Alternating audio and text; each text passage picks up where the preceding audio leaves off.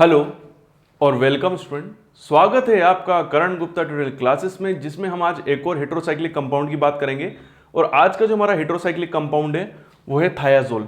Basically अगर देखा जाए तो थायाजोल और ओक्साजोल को अगर देखा जाए तो दोनों भाई भाई हैं एक तरह से, क्योंकि यहाँ पर ये भी पेंटासाइक्लिक रिंग है और यहाँ पर जहाँ पर ओक्साजोल में ऑक्सीजन और नाइट्रोजन थे, यहाँ पर सल्फर और नाइट्रोजन है। तो ऑक्साजोल क्योंकि ऑक्सीजन का ऑक्सा और नाइट्रोजन का थाया, वैसे ही सल्फर में जब सल्फर जुड़ता है तो वर्ड जुड़ता है थाया और एजोल फॉर नाइट्रोजन, तो थाया फॉर सल्फर और एजोल फॉर नाइट्रोजन, तो पूरा नाम हो गया थायाजोल।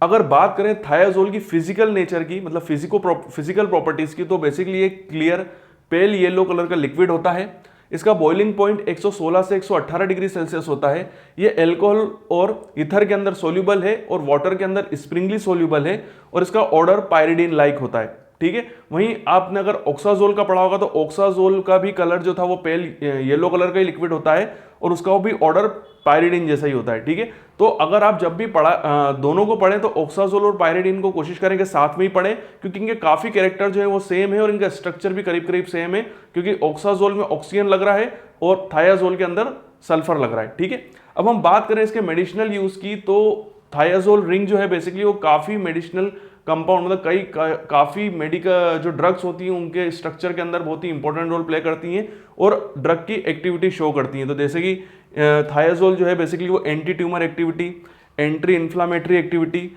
Anti microbial activity, antifungal activity, antitubercular activity, diuretic activity, neuroprotective activity, antioxidant, anticonvulsant, तरह की ड्रग्स के अंदर, मतलब ये सारी एक्टिविटी जो है बेसिकली वो थायाजोल शो करता है। मैं आपको पहले भी बता चुका हूं कि कोई भी हेटेरोसाइक्लिक कंपाउंड इतने सारे मेडिसिनल यूज या इतनी सारी मेडिसिनल एक्टिविटी इसलिए शो करती है क्योंकि इन सभी ड्रग्स के स्ट्रक्चर में, ये जितनी भी ड्रग्स हैं, मतलब इन सभी ड्रग्स के स्ट्रक्चर के अंदर थायाजोल रिंग प्रेजेंट होती है। इसीलिए यहां पर थायाजोल अकेले इतनी सारी एक्टिविटी शो नहीं कर रही है, वो इनके ड्रग के स्ट्रक्चर के अंदर अवेलेबल है और उनकी एक्टिविटी को बढ़ा रही है बेसिकली। ठीक है, मतलब अगर हम बोले ड्रग का स्ट्रक्चर 100% है तो उसमें 25% या 40% जो स्ट्रक्चर है उसमें थायाजोल रिंग प्रेजेंट है या उनकी एक्टिविटी में रोल प्ले कर रहा है थायाजोल स्ट्रक्चर। मतलब अकेले थायाजोल जो है वो मेडिसिनल एक्टिविटी शो नहीं करता है, ये इन सभी ड्रग्स के अंदर उस स्ट्रक्चर के अंदर प्रेजेंट होता है। ओके, मैं यहाँ पर कुछ इंपॉर्टेंट ड्रग्स के बारे में बताता हूँ जहां पर थायाजोल रिंग जो होती है वो प्रेजेंट होती है और उनकी एक्टिविटी को बढ़ाती है।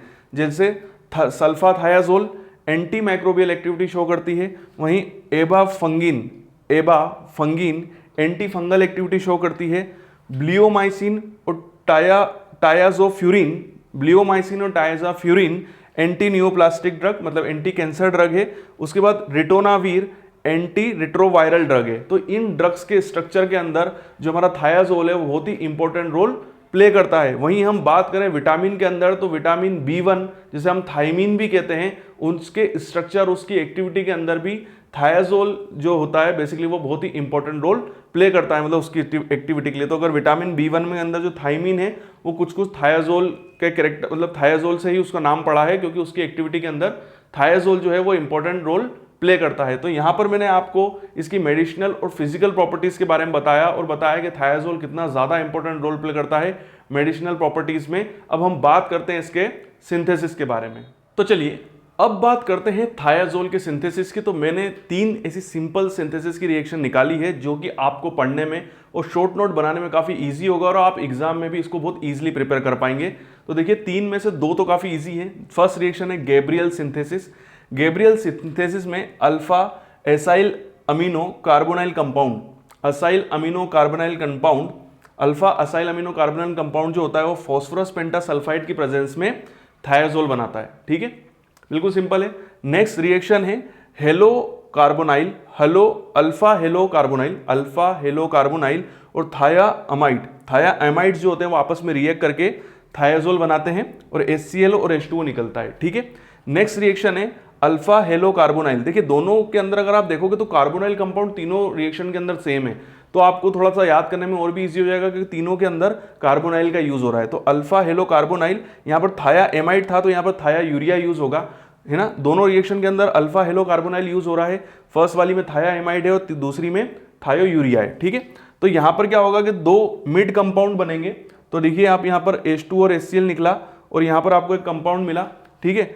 Na सोडियम नाइट्रेट और HCl की प्रेजेंस में आपको एक और कंपाउंड मिलेगा, it is a mid compound, और फिर उसकी एथाइल अल्कोहल की प्रेजेंस में जब उसको गर्म करेंगे तो आपको थायाजोल मिलेगा, ठीक है। तो इस टाइप से रिएक्शन होगी। ये थोड़ी लंबी रिएक्शन है, बट अगर आप इसको थोड़ा लिख लिख के प्रैक्टिस करेंगे तो आपको बहुत इजीली याद हो जाएगी ये। बट ऊपर की दो रिएक्शन तो काफी सिंपल है, तो आपको इन तीन में से जो भी सिंपल लगे उनको आप एग्जाम के अंदर लिख सकते हैं। तो चलिए अब हम बात करते हैं थायाजोल की केमिकल प्रॉपर्टीज के बारे में। तो इसमें मैंने 4 ऐसी केमिकल प्रॉपर्टीज इसकी निकाली है। फर्स्ट है इलेक्ट्रोफिलिक एडिशन टू नाइट्रोजन। इसमें फर्स्ट रिएक्शन है protonation. First reaction is protonation.